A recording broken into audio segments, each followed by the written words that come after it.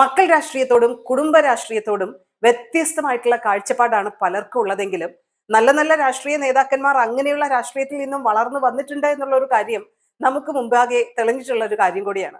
മക്കൾ രാഷ്ട്രീയം ചർച്ച ചെയ്യപ്പെടുന്ന ഒരു മണ്ഡലമാണ് തൊടുപുഴയിലെ നിയമസഭാ മണ്ഡലത്തിലെ ഇത്തവണത്തെ തെരഞ്ഞെടുപ്പ്.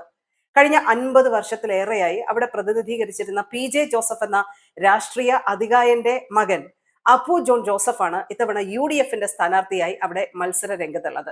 രാഷ്ട്രീയത്തിലെ കന്നി അംഗമാണെങ്കിലും അപ്പു ജോൺ ജോസഫ് എങ്ങനെയാണ് രാഷ്ട്രീയ തന്ത്രങ്ങളുമായി മുന്നോട്ട് പോകുന്നതെന്നറിയാൻ ഒരു കൗതുകം എല്ലാവർക്കും ഉണ്ടായിരുന്നു. നിറചിരിയോടെ തൊഴുകൈകളോടെ സ്ഥാനാർത്ഥികൾ നിവർന്നു നിൽക്കുന്ന ചിത്രങ്ങളും കാര്യങ്ങളും ഒക്കെയാണ് നമ്മൾ പലപ്പോഴും ഈ തെരഞ്ഞെടുപ്പ് പ്രചാരണത്തിനായി ഉപയോഗിക്കുന്നത് കണ്ടിട്ടുള്ളത്.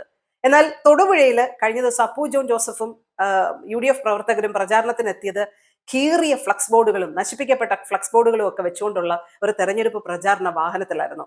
അപ്പൊ എന്താണെന്ന് കാര്യങ്ങൾ അന്വേഷിക്കുമ്പോഴാണ് ഈ ഫ്ലക്സ് ബോർഡുകൾ നശിപ്പിച്ചത് DYFI-കാരാണെന്ന് UDFും അപ്പു ജോൺ ജോസഫ് ആരോപിക്കുന്നുണ്ട്. കാര്യം തിരക്കുമ്പോൾ കഴിഞ്ഞ ദിവസം തൊടുപുഴയിൽ തെരഞ്ഞെടുപ്പ് ഉദ്യോഗസ്ഥർ വ്യാപകമായിട്ടുള്ള പരിശോധനകളൊക്കെ നടത്തിയിരുന്നു. അതായത് ഈ ഗ്രീൻ പ്രോട്ടോകോളിലെ ഹരിത പ്രോട്ടോകോളുകൾ പാലിച്ചില്ല എന്ന് ആരോപിച്ച് LDFന്റെയും NDAയുടെ ഒക്കെ ഫ്ലക്സ് ബോർഡുകൾ വ്യാപകമായിട്ട് നീക്കം ചെയ്യുന്ന ഒരു രീതി തെരഞ്ഞെടുപ്പ് ഉദ്യോഗസ്ഥരൊക്കെ നടത്തിയിരുന്നു. അപ്പൊ ഈ ഒരു നീക്കത്തിനിടയിൽ UDFന്റെ ഫ്ലക്സ് ബോർഡുകൾ ഒന്നും മാറ്റിയിട്ടില്ല. അവർ കൃത്യമായിട്ട് അതൊക്കെ സംരക്ഷിച്ചു.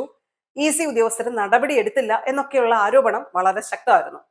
ഇതിന് പിന്നാലെയാണ് UDFന്റെ ഫ്ലക്സ് ബോർഡുകൾ വ്യാപകമായി ആക്രമിക്കപ്പെട്ടത്, നശിപ്പിക്കപ്പെട്ടതെന്നാണ് ആരോപണം വന്നിരിക്കുന്നത്.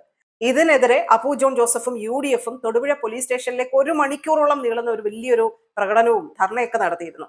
ഇതിനിടയിലാണ് മങ്ങാട്ടുകവലയിലെ തെരഞ്ഞെടുപ്പ് പ്രചാരണ വാഹനത്തിൽ പതിപ്പിച്ചിരുന്ന ഫ്ലക്സുകൾ നശിപ്പിക്കപ്പെട്ടു എന്ന് പറഞ്ഞുകൊണ്ട് ഈ ഫ്ലക്സുകൾ മണ്ഡലത്തിൽ ഉടനീളം കാണട്ടെ ഈ അസഹിഷ്ണുത എന്ന് പറഞ്ഞുകൊണ്ടാണ് അതുപയോഗിച്ച് പ്രചാരണവുമായി അപ്പു ജോൺ ജോസഫ് പോകുന്നത്.